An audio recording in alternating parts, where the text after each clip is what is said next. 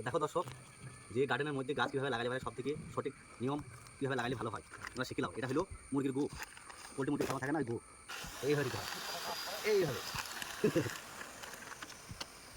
হইলো। পানিটা দাও, হ্যালো হ্যাঁ হ্যালো,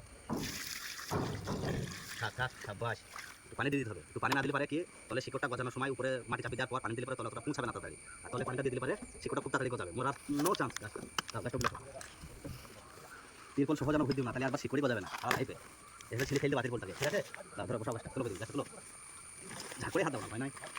হ্যাঁ এই বিসমিল্লাহ আল্লাহ হইলো, ঠিক আছে? সুদা আছে এনে আসবে হয়েছে না?